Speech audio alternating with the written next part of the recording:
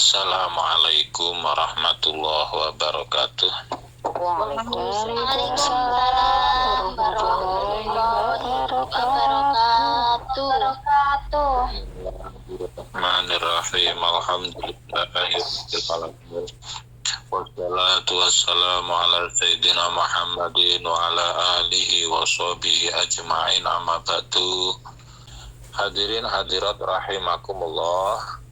Rasulullah sallallahu alaihi wasallam dawuh, kun fit dunya ka'annaka gharibun aw abiru sabil.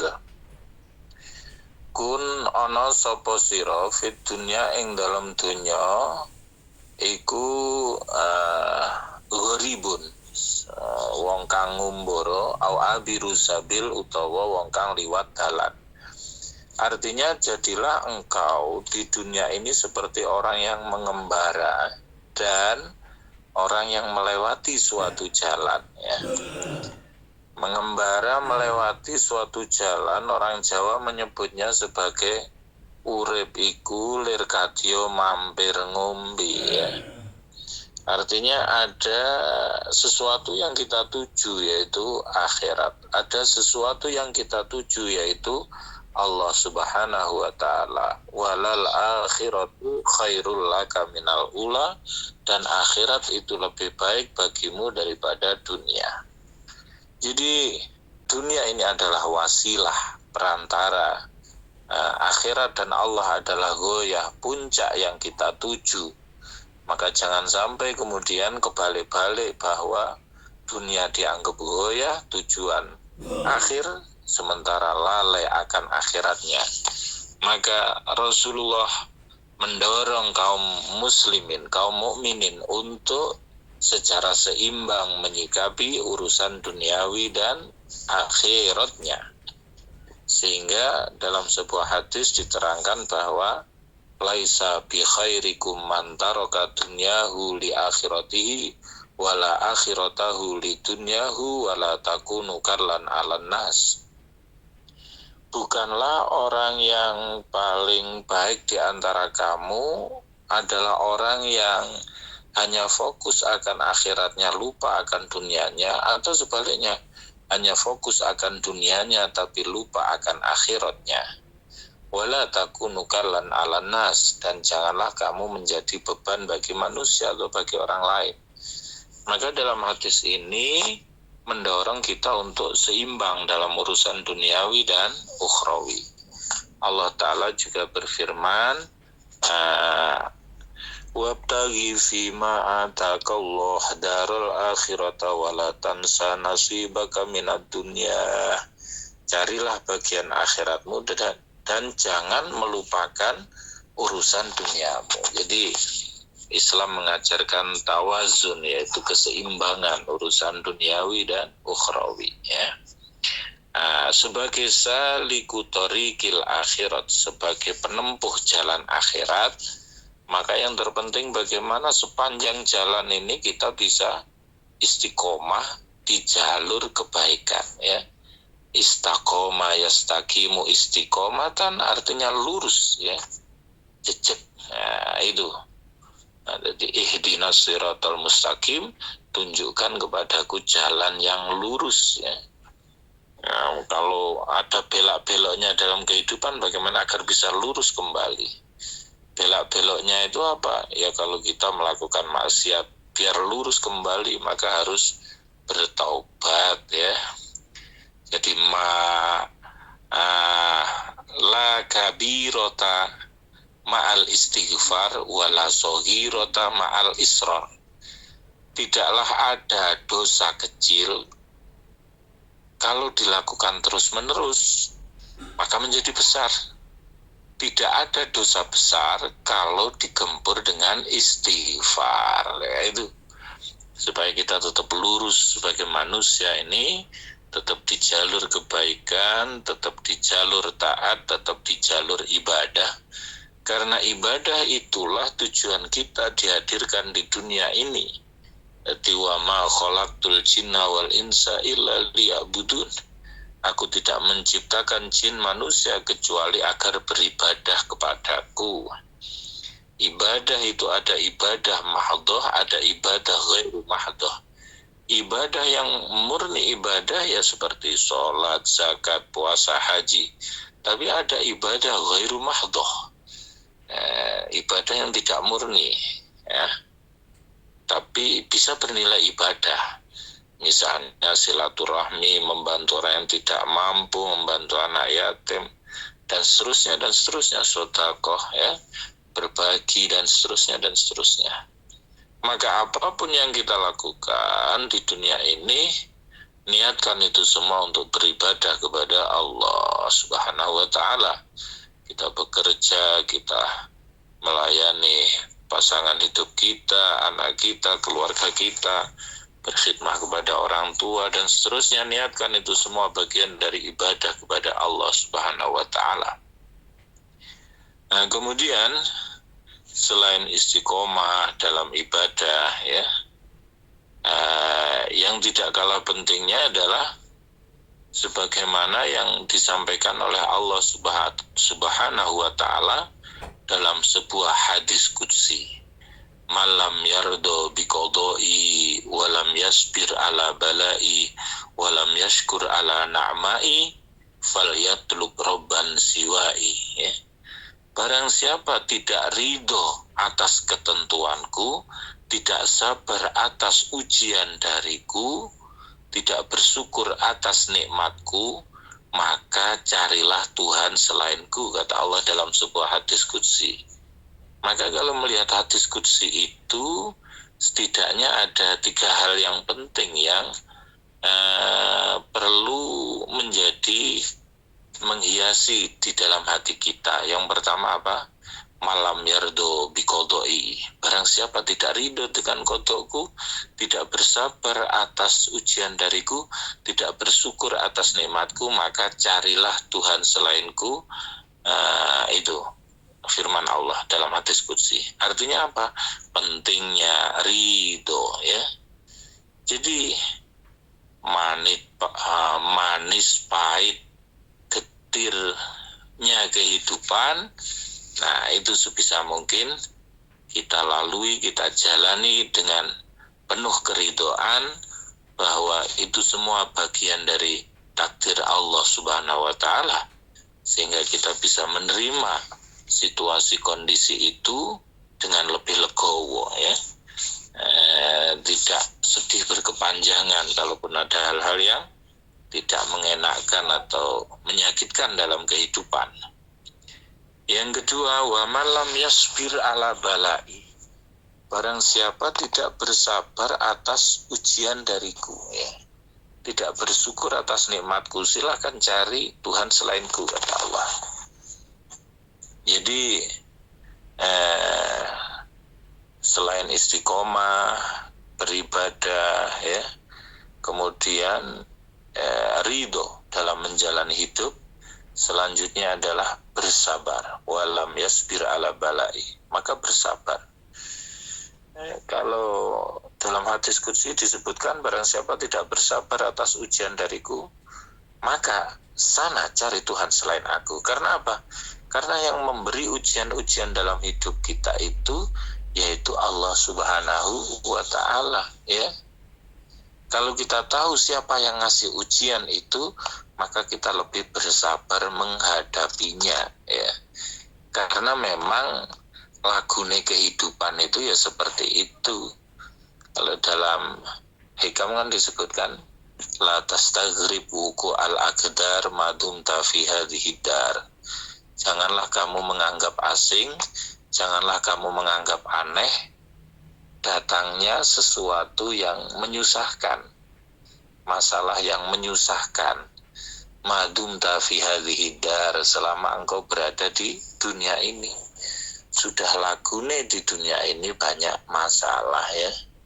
Dulu ketika belum punya suami, kepingin punya suami, berarti masalah. Setelah punya suami, katanya punya suami ada masalah. Belum punya anak, kepingin punya anak. Setelah punya anak, ada masalah dengan anak, dan begitu seterusnya. Selalu ada masalah selesai, yang satu ada lagi yang lain, selesai yang satu ada lagi yang lain. Itu lagune kehidupan dunia. Maka disitulah kita diperlukan untuk bersabar ya. Maka ketika kita dihadapkan pada ujian, yang perlu kita pikirkan bahwa di luar itu semua itu masih banyak hal-hal yang patut kita syukuri ya. Itu karena ternyata dengan adanya masalah-masalah dalam kehidupan itu mendorong kita untuk lebih dekat kepada Allah ya. Sebab orang kalau dalam keadaan kepepet itu biasanya doanya khusyuk ya itu. Dan kita lebih menjadi lebih dewasa, lebih pandai menyikapi masalah ketika dibenturkan pada masalah-masalah itu ya. Nah itu. Jadi lagunya seperti itu, kehidupan di dunia, maka kita perlu bersabar ya. Yang ketiga, walam yashkur ala na'mai, dan barang siapa tidak bersyukur atas nikmatku, maka sana cari Tuhan selain aku. Karena wa in ta'uddu nikmatallahi la tuhsuha. Jika engkau mau menghitung nikmatnya Allah, engkau tidak akan mampu menghitung karena saking banyaknya. Maka dari keterangan ini setidaknya ada beberapa hal, sikap-sikap yang harus kita miliki ketika kita berada di dunia ini, yaitu tetap istiqomah dalam kebaikan, takwa dan ibadah. Kemudian juga bersyukur atas nikmat dari Allah, nikmat kesehatan, nikmat diberi rizki, baik berupa uang, keamanan, keselamatan, keluarga yang rukun, ya, anak-anak yang solih-solihah, ya.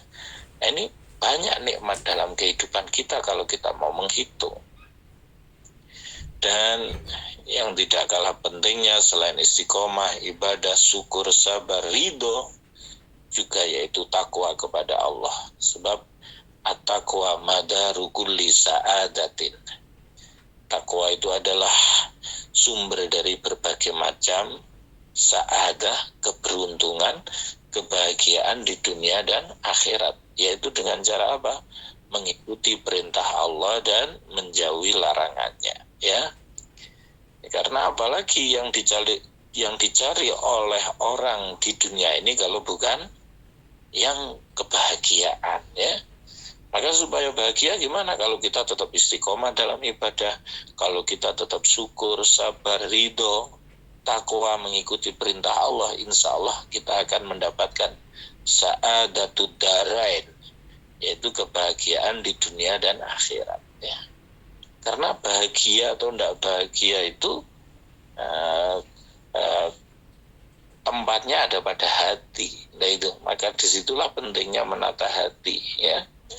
Yauma la yanfa'u malun wala banun illa man atallaha biqalbin salim. Ya. Di hari di mana anak dan harta tidak bermanfaat kecuali orang yang datang kepada Allah dengan hati yang selamat. Itu selamat dari sifat-sifat tercela dan dihiasi dengan sifat-sifat terpuji, ya. Maka di antara doa Rasulullah yaitu adalah ya muqallibal qulub tsabbit qalbi ala dinika, wahai zat yang membolak-balikkan hati, tetapkanlah hatiku pada agamamu, ya. Lima dasumiyal qalbu qalban, hati itu disebut qalb litaqallubihi karena bolak-baliknya hati. Hati kadang seneng, kadang susah, kadang nangis, kadang guyu, itu muter terus, ya.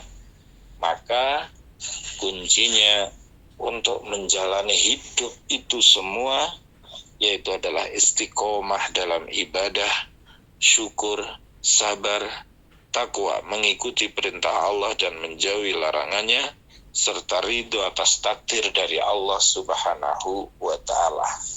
Sebab kalau kita tidak memiliki sifat-sifat tersebut, nah itu kalau sampai kebalikannya, waliyazubillah, tidak istiqomah akhirnya tidak berada di jalan kebaikan. Akhirnya apa? Diperingatkan oleh Allah, wa man a'radu an zikri fa innalahu ma'isyatan dongka. Barang siapa berpaling dari mengingatku, maka baginya kehidupan yang sempit, kehidupan yang sulit.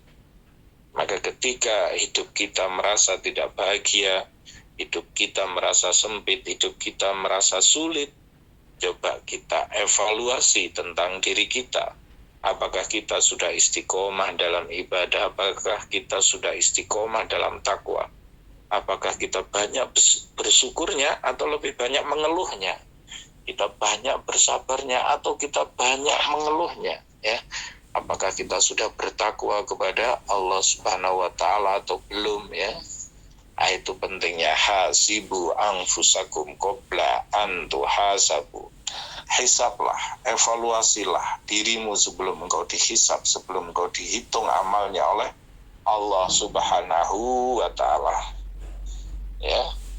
Sebab kalau menghitung kekurangan diri kita itu kadang lebih sulit daripada menghitung kekurangan dari orang lain, ya.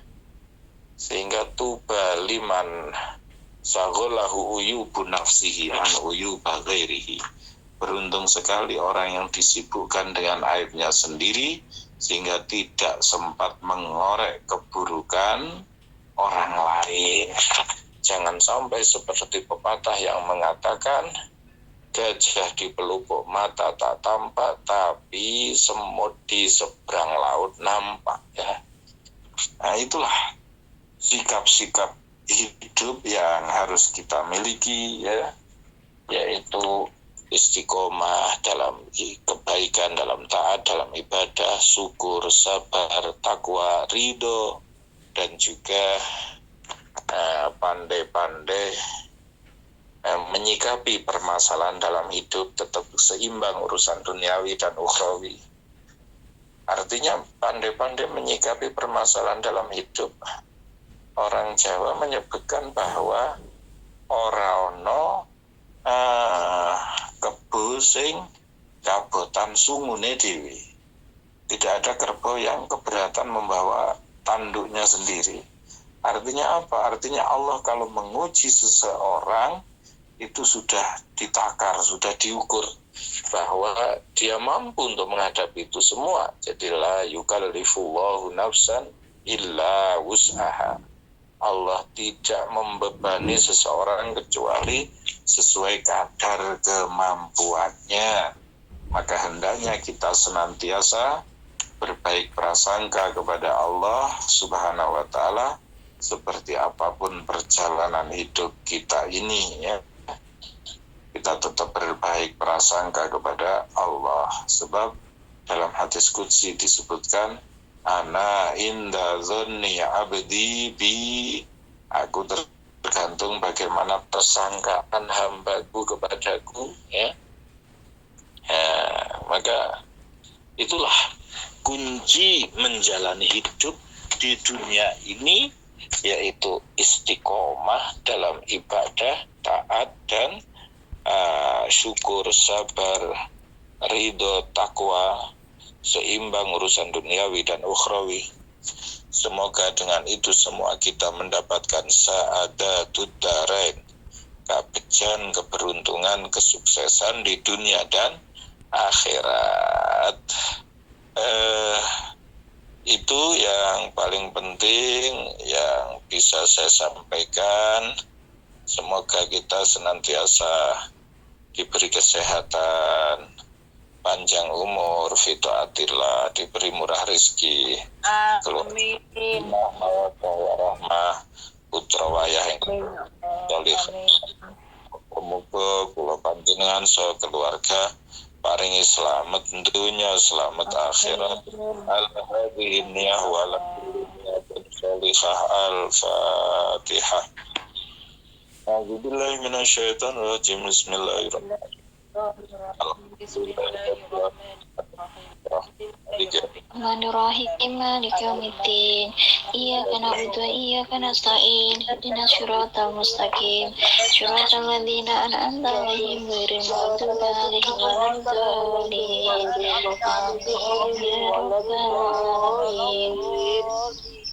ya rabbal alamin. Sekian dari kami, sekedhik mugi wonten guna lan manfaate, kirang langkung wallahul muwaffiq ila aqwamit thoriq. Wassalamualaikum warahmatullahi wabarakatuh. Waalaikumsalam warahmatullahi wabarakatuh. Pertanyaanipun aniku Ustaz, sujud niku apakah yang dinamakan dengan sujud sahwi, sujud tilawah, sujud syukur, dan apa saja yang dibaca dalam sujud syukur, sujud sahwi, dan sujud tilawah. Matur mawon pertanyaanipun. Menjawab pertanyaan Bu Witi, apa bedanya sujud sahwi, sujud syukur, sujud tilawah? Sujud syukur itu dilakukan ketika kita mendapatkan nikmat dari Allah. Sujud tilawah itu dilakukan ketika kita membaca ayat-ayat sajdah dalam Al-Qur'an ya. Jadi ada ayat Al-Qur'an itu namanya ayat sajdah, biasanya di pinggir Quran itu ditandai, misalnya ayat wasjud waqtarib, langsung sujud tilawah. Sujud syukur dan sujud tilawah yang dibaca sama, redaksi lafadznya sajada wajhi lilladzi khalaqahu wa sawwarahu wa saqqa sam'ahu wa basarahu bihaulihi wa quwwatihi atini ma ataita ibadakas sholihin. Kemudian sujud sahwi itu dilakukan ketika kita lupa atas suatu rukun yang ada di dalam sholat, yang dibaca subhana man la yanamu wala yashu, subhana man la yanamu wala yashu, subhana man la yanamu wala yashu, sebelum tahiyat akhir, yaitu itu sujud sahwi ya. Misalnya ada rukun, sholat itu kan rukunnya tidak boleh ditambahin, tidak boleh dikurangi. Misalnya kita ragu dalam jumlah hitungan rokaat, misalnya tadi itu 2 atau 3 ya yang sudah saya lakukan, 2 atau 3 rokaat, maka menurut fikih itu diambil al-aqol, yaitu hitungan yang paling sedikit, tapi kemudian sebelum salam hendaknya melakukan sujud sahwi itu ya. Nah, itu kalau terjadi syak atau keraguan-raguan. Tapi kalau panjenengan di warung ragu-ragu, jangan mengambil yang akol ya. Saya tadi makan pisang goreng itu habis 2 apa 3 ya, 2 apa 3 ya, 2 lah.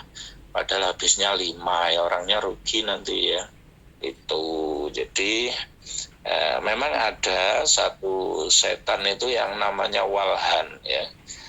Di mana walhan itu memang tugasnya adalah membuat orang yang sedang sholat itu was-was terhadap sholatnya, sehingga lupa hitungan rokaat, menjadi tidak khusyuk ya, meninggalkan rukun dan lain sebagainya ya.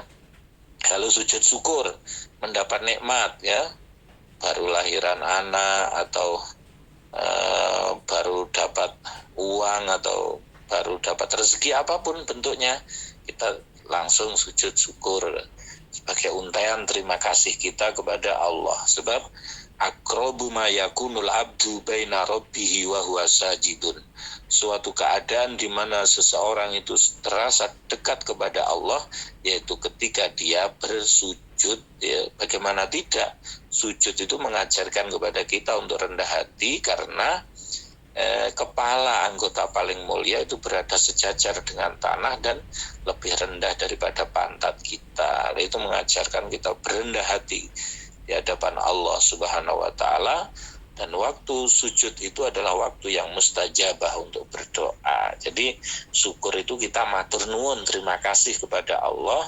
Sujud tilawah itu adalah sujud yang dilakukan ketika kita melewati ayat sajdah dalam surat-surat yang ada di dalam Al-Quran. Begitu Ibu Witi, semoga bermanfaat. Kalau dalam sholat terus baca surat Al-Alaq kan ada sajadahnya, itu ya juga harus membaca subhanallah walhamdulillah gitu Ustaz. Itu memang surat sajdah itu kalau kita tidak melakukan sujud tilawah ya, itu memang boleh diganti bacaan itu subhanallah alhamdulillah wa la ilaha illallah Allahu akbar, subhanallah alhamdulillah wa la ilaha illallah Allahu akbar, subhanallah alhamdulillah wa la ilaha illallah Allahu akbar, la haula wala quwata illa billahil aliyyil azim, itu sebagai ganti sujud tilawah. Kalau mau sujud tilawah ya ketika melewati itu sujud kemudian berdiri lagi melanjutkan sholatnya. Tapi kalau kemudian sampean ngimami, makmumnya ndak tahu hukum itu, moro-moro bingung kan, lho rene sujudin bareng ya apa gitu. Nah, kecuali kalau sama-sama pahamnya. Yang jelas itu hukumnya adalah sunnah itu. Tilawah, syukur itu sunnah. Makanya sekarang itu kalau negara-negara muslim itu biasanya kalau main sepak bola setelah ngegol kan tiba-tiba sujud ya, itu kan. Namanya sujud syukur ya itu. Karena bisa ngegolkan. Cuma permasalahannya sujudnya itu pakai celana pendek, tidak menutup aurat ya sama saja. Kurang afdol sebenarnya, tapi ya tidak apa-apa, sudah bagus, mau bersyukur kepada Allah, berterima kasih. Intinya syukur itu berterima kasih. Malam yashkurin nas lam yashkurillah, barang siapa tidak bersyukur kepada sesama manusia maka dia tidak bersyukur kepada Allah. Jadi untuk belajar syukur kepada Allah dimulai dari belajar bersyukur atau berterima kasih kepada sesama manusia. Gitu Ibu, semoga bermanfaat. Ya berarti kalau dalam sholat ketemu sajadah ngaten niku mboten subhanallah walhamdulillah ngaten nggih mboten napa-napa Ustaz. Sujud kemudian melanjutkan rukun berikutnya bisa, atau kalau enggak gitu dibaca itu tadi subhanallah alhamdulillah sebagai ganti sujud tilawah juga enggak apa-apa itu. Oh, berarti harus baca gitu nggih Ustaz nggih. Ya, hukumnya sunnah itu gimana tuh? Sunnah itu kalau dilakukan mendapat pahala, kalau tidak apa-apa kan begitu. Jelas, insya Allah jelas. Matur suwun Ustaz, biar tidak menjadi unek-unek. Matur suwun. Nggih, sami-sami. Nyun sewu apa niki di luar tema nggih apa? Niku istilah hukum karma apa? Menawi tiang sepahipun mungkin bapakipun apa pripun ngaten pernah melakukan kesalahan, terus sedaya putra-putri putri sedaya ngaten apa? Apakah itu bisa dikatakan hukum karma lo iso neng anake ngaten niku, bahkan putrine napa putranipun cewek sedaya ngaten apa? Apakah niku nggih pripun supados mboten napa menimpa anak-anakipun ngaten apa? Atas jawabipun kalau aturaken matur mbah nuwun apa? Matur suwun. May ya'mal misqala dzarratin khairan yarah wa may ya'mal misqala dzarratin syarran yarah. Barang siapa beramal sebiji zarah dari kebaikan, maka dia akan menemukan amalnya itu. Kalau dia beramal sebiji zarah dari keburukan, maka dia akan menemukan dari amal itu. Artinya apa? Artinya becik ke titik Allah ketara ya. Jadi hal jazaul ihsan ilal ihsan. Kalau kita melakukan kebaikan, balasannya juga adalah kebaikan ya. Kalau kemudian permasalahannya jadi dalam hadis itu ada sebuah keterangan ya, jagalah perempuan maka keluargamu juga akan terjaga. Maka ketika kita menzalimi perempuan, sama halnya sesungguhnya kita menzalimi ibu kita, anak-anak kita yang perempuan, karena kita juga punya istri, punya anak, punya ibu ya. Artinya kita tidak boleh semena-mena dengan perempuan lain ya. Misalnya ma akraman nisa illa karim wa ma ahannahunna illa laib. tidaklah memuliakan perempuan kecuali orang yang mulia, tidaklah menghinakan perempuan kecuali orang yang tercela, ya. Bahkan ada hadis yang berbunyi man zana zunia walau bi khaitoni darihi. Barang siapa berzina maka akan dizinai walaupun di tembok rumahnya. Artinya apa? Khawatirnya kalau kita menzinai anak perempuan orang, anak kita, cucu kita ada yang mengikuti jejaknya, wal iyazubillah, ya. Maka lalu bagaimana agar menghentikan itu semua, ya?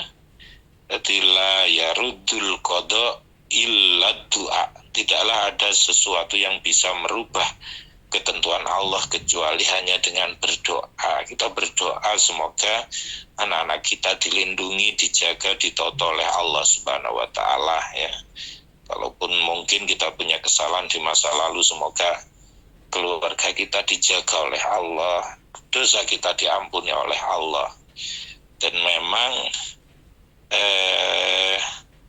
Rasulullah bersabda kepada para sahabat, barang siapa memperlakukan anak perempuan dengan baik, dia punya anak 3, fa'ahsana, dia memperlakukannya dengan baik, kanat lahu sitron minan nar, maka dia menjadi penghalang dari api neraka, ya. Kemudian sahabat bertanya, kalau 2 ya Rasul? 2 sama saja, tapi tidak dilanjutkan kalau 1, ya. Artinya sama saja. Itu menunjukkan bahwa ngepennya anak perempuan itu juga gampang-gampang sulit di era sekarang ini, ya, itu. Jadi kalau ada orang berbangga punya anak laki-laki, ya, kemudian tidak bangga dengan anak perempuan dan lain sebagainya. Kalau sekarang ini anak laki-laki ataupun perempuan sama saja, dan tantangannya juga sama saja. Anak laki-laki nakal ada, anak perempuan nakal ada. Bagaimana kita mengarahkan, membekali anak-anak kita, mendoakan supaya tetap di jalur kebaikan, kebenaran, tetap menjadi anak yang solih-solihah. Begitu Ibu binti solihah, semoga bermanfaat. Alhamdulillah. Terus niki apa? Ngapunten niku seorang ayah yang sudah menyakiti, mendolimi itu tadi, sekarang itu lagi keadaan apa ya, kayak stres atau apa gitu loh, Mbak. Terus apa yang kita lakukan sebagai keluarga? Apakah harus diruqyah atau dibawa ke rumah sakit jiwa gitu, Bapak? Mohon penjelasannya gimana gitu. Karena udah stres banget dan nggak tahu arah gitu, kemana itu dia nggak bisa ditanya gitu. Lupa, apa anak ini lupa gitu loh. Pripun iku, Pak? Mohon solusi nih, pun matur Mbah nuwun. Ya, itu tergantung siapa yang dimaksud. Apakah kemudian suami ataukah orang tua, ya.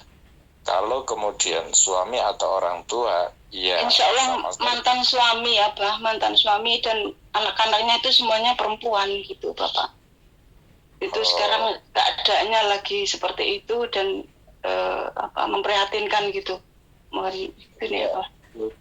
Itu tadi bahwa apakah itu kemudian suami atau mantan suami atau orang tua, yang terpenting adalah niatan kita, ya. Kalau misalnya kita punya niatan untuk, kalau itu suami kita, ya niat kita adalah berkhidmah kepada suami. Kalau kemudian itu sudah bukan suami kita, kalau kemudian kita kepingin membantu, ya prinsipnya hanya wa ta'awanu 'alal birri wa taqwa wa la ta'awanu 'alal ismi wal udwan. Saling tolong menolonglah dalam kebaikan dan takwa, dan jangan saling tolong menolong dalam udwan, permusuhan dan sesuatu yang zalim, ya.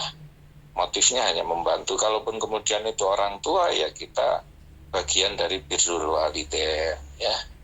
Artinya itu sebatas maksimal ikhtiar yang bisa kita lakukan. Kalaupun kemudian diobatkan di dokter jiwa, di ruqyah, diobatkan juga sudah tidak ada perkembangan apapun, yaitu tadi kemudian kita pentingnya ridho atas takdir dari Allah Subhanahu wa taala, sehingga kita lebih bersabar dalam menghadapi semua permasalahan dalam hidup, termasuk juga keluarga yang mengalami kondisi-kondisi seperti yang Ibu ceritakan itu tadi. Begitu Ibu, semoga bermanfaat.